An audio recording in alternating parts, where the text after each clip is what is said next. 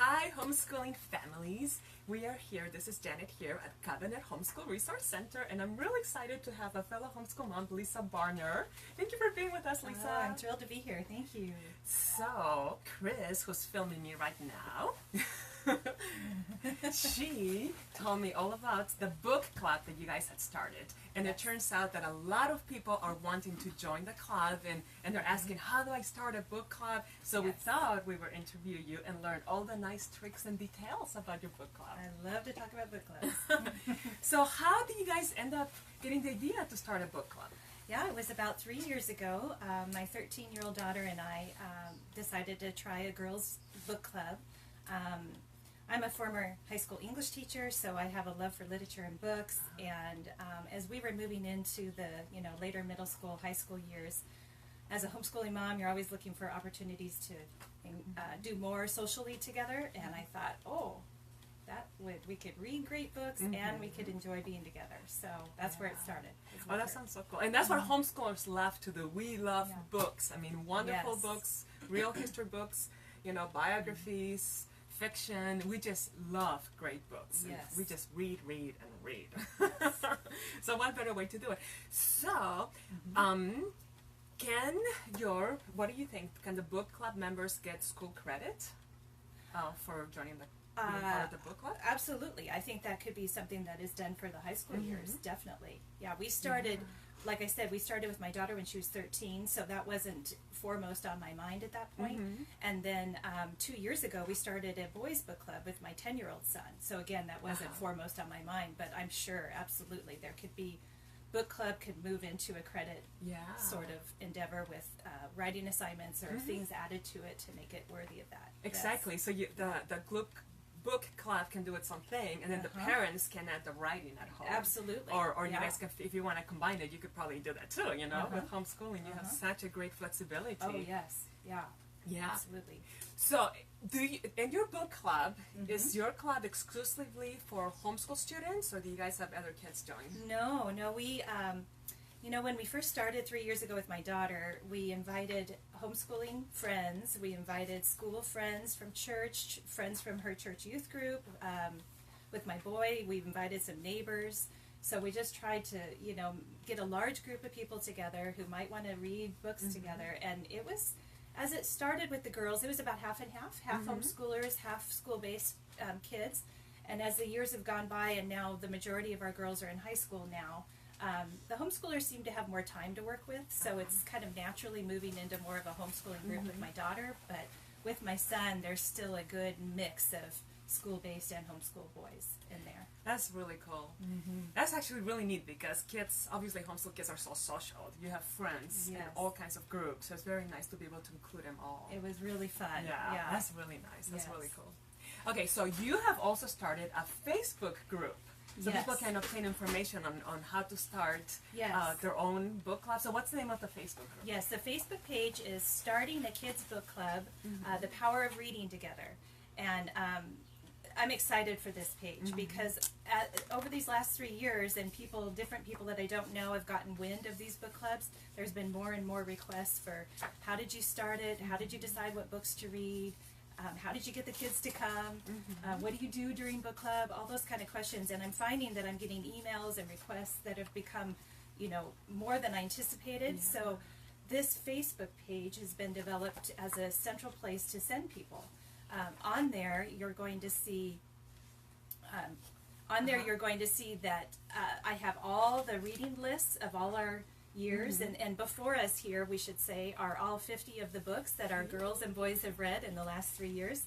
We read 10 books a year for each group, so you'll see all the reading lists that I've used for those 5 different groups, and I have a page of things to think about or steps to do in order to get started. I have a different page for a sample schedule of what you could do during the book club meeting. So I'm trying to give you all the information that I have, and I'll be continually updating that so that anyone interested in starting a book club, maybe this will help.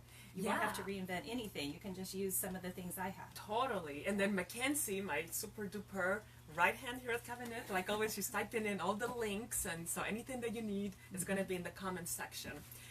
So their link for that Facebook page will be Great. there. It's Great. probably already there right now, knowing Kenzie. Yeah, I hope that you'll like and follow it. Yes, And, like it. What I'll be doing there is just giving book recommendations, suggestions. You know, there's a lot of facts about the state of reading in America right now, and things like that that are very motivating as parents, that we really do need to join together and get our kids reading more. I know homeschoolers read more than the average child, but even still, we need to do what we can to fight those facts. So. Absolutely. So let's just give people a little teaser of what you put in the Facebook Live. So how do you choose the books? Yes, how do I choose the books? Well, that is actually quite a lengthy process. It's a good thing that I love to read, because I really do love to read, and I'm very picky about what books we read for book club. So I have a number of books that I've used. I guess I'll lift those up here.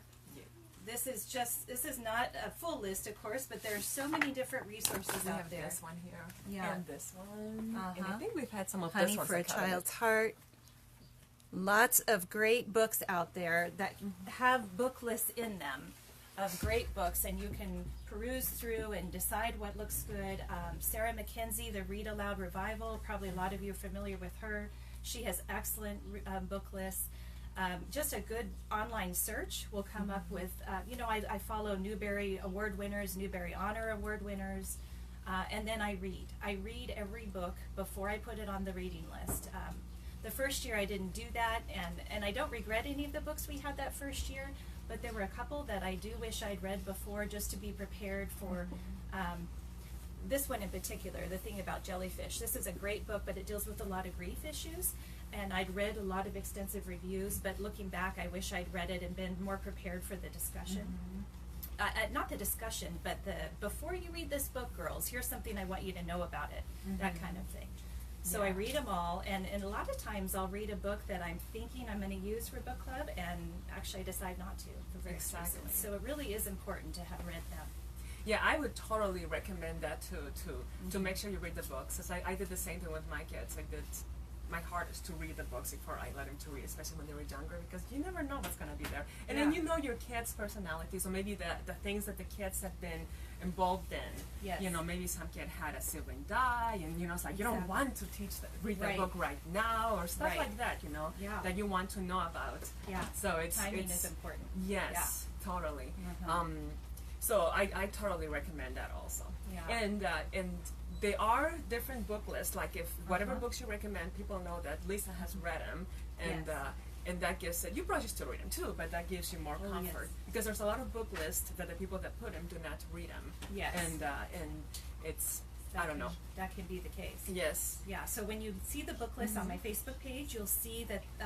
You'll see if they were chosen for the girls or the boys, and then you'll see the general age span that list was used for. Because we have had an age span in our book clubs.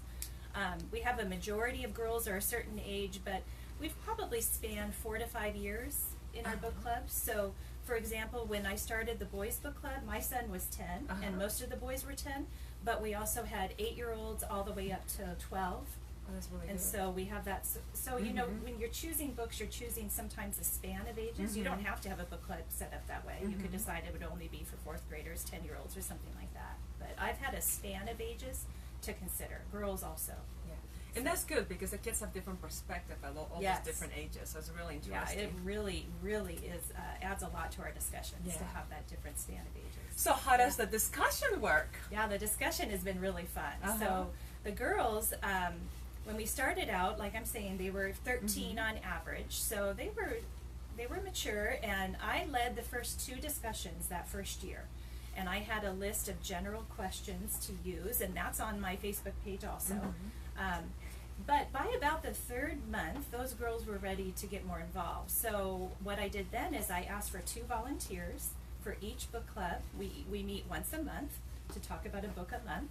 And I never forced them to, of course, but they volunteered to join up together as pairs, and they would lead the discussion, and they would use the general questions that I had, or I encouraged them to come up with their own, and that has just worked beautifully for them. In fact, with the girls this coming year, most of them will be sophomores in high school, and the plan is starting next year, so their junior year, we're going to be moving into a completely girl-run, self-run book club with them choosing the books.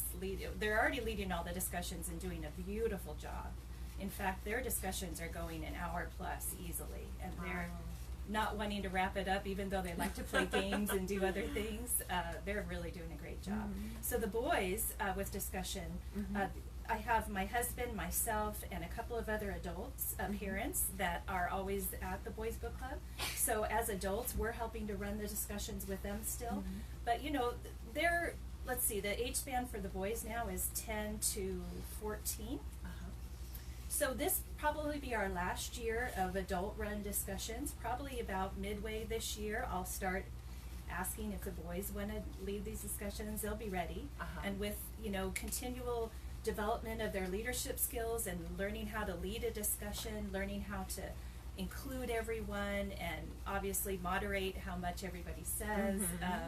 They're going to be ready to start doing that. So it's exciting to be developing them as leaders too, and discussion group leaders.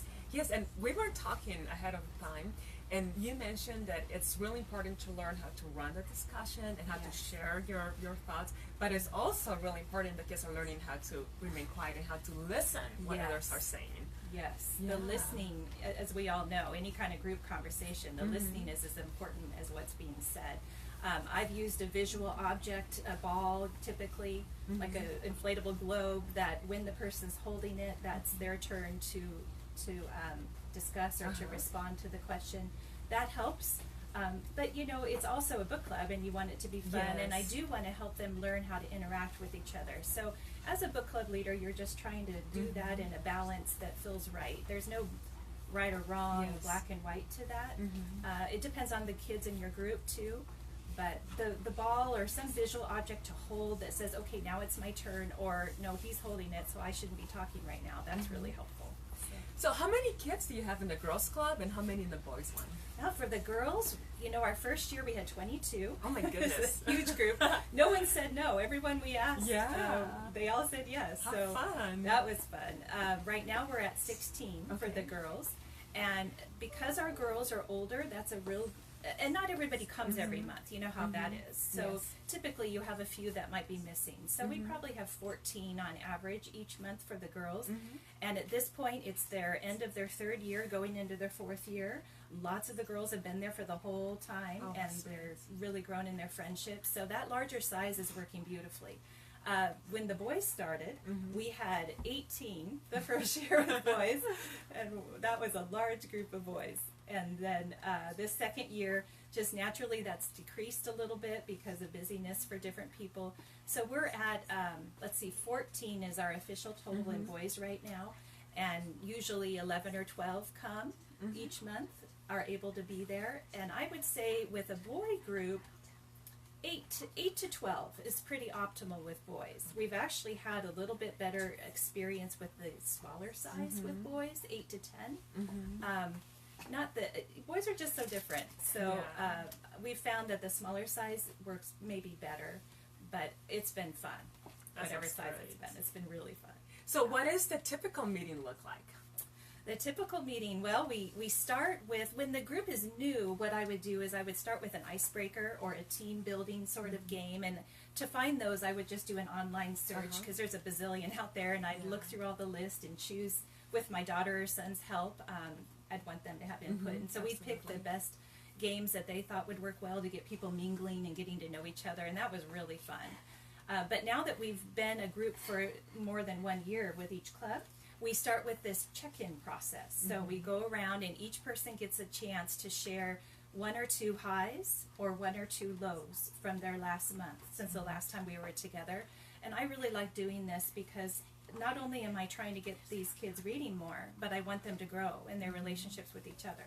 And we need to know what's happening in each other's lives for that to happen. So this check-in process actually can become pretty lengthy as they grow in relationships. So that's a good problem to have. So we start with that, and then usually we lead right into the discussion at that point. And so it depends on how that goes with the girls or boys. So we'll do the discussion, and then we break for snacks, which is truly the highlight of book club, probably, besides especially being the together. boys. Yeah, especially the boys, yeah. Girls too, though. I mean, besides just being together and enjoying good books, they love snacks. So snacks are a big deal, and organizing your families to contribute to that on some sort of rotation basis is super helpful. And so we do snacks, and then both clubs like to try to end with games of some sort. The boys, we tend to go outside and let them run, and we have, trampoline and fun things in the backyard, so they enjoy getting out. The girls tend to want to do some sort of mingling game. Honestly, this is proving to be a little challenging because as the girls have been together this long, their discussions are going so long now that we're losing our time for games.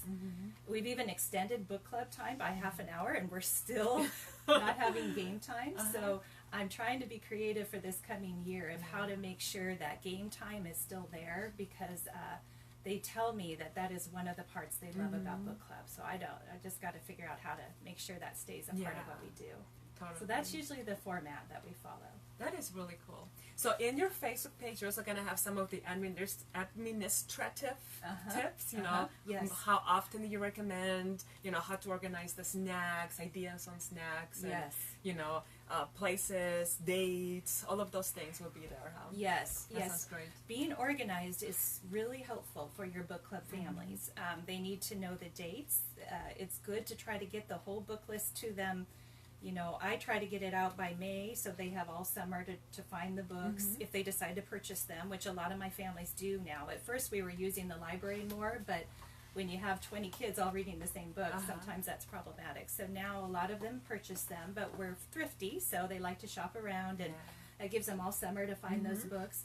And then the snacks, if you're not organized with snacks, you're not going to have snacks show up. So as a book club leader, you do need to make sure you have a sign-up list and some fair way to distribute that.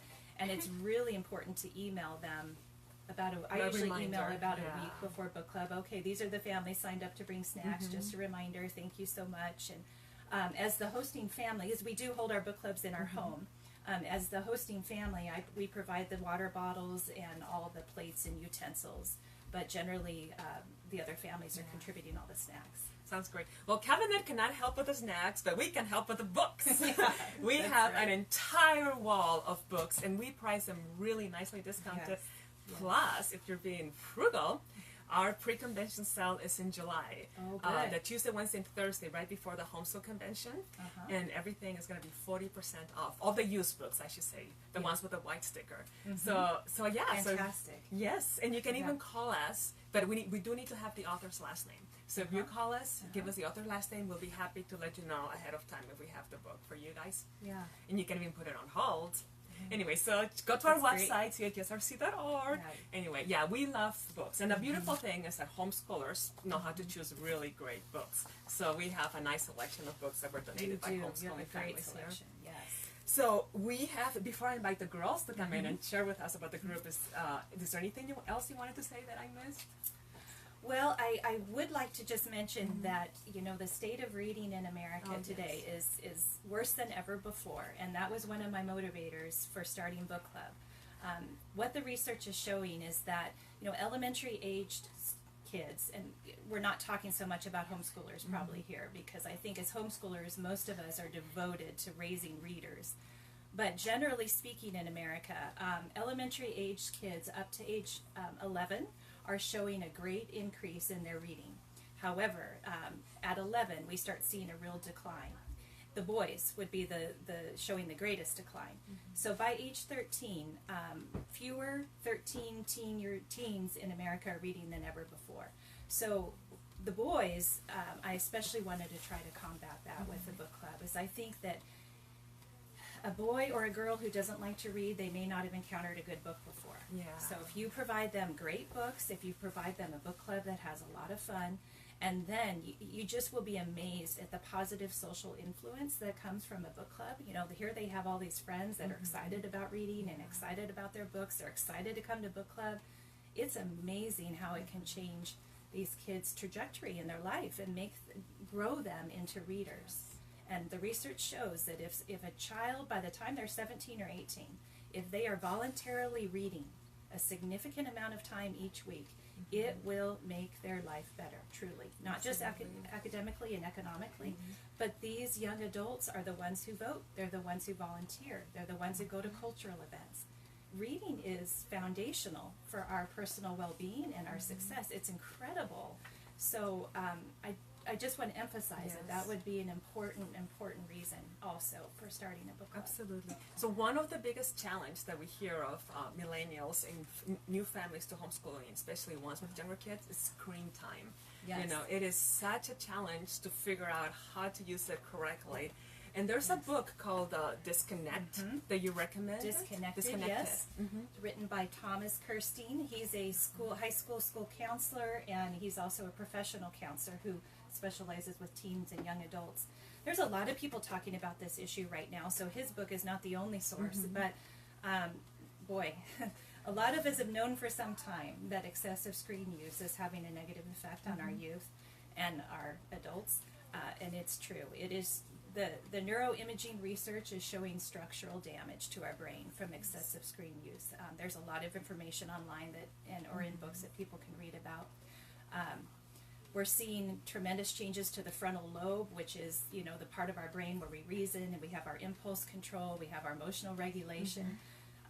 We're seeing a lot of youth that are moody, distracted, having trouble getting restorative sleep, a lot of these things.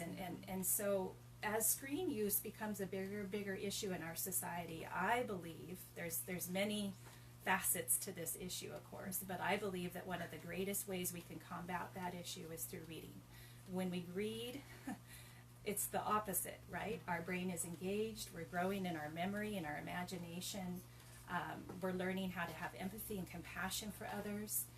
Do you know that reading actually is a greater relaxer than anything else? Psychologists show that it has a tremendous ability to relax our heart and our mind. So there's just tremendous benefits to reading. Yeah, and even if you have younger kids, I was just commenting on a Facebook post. This one mom was so concerned that her 6-year-old was not learning to read yet. I had a 4th grader.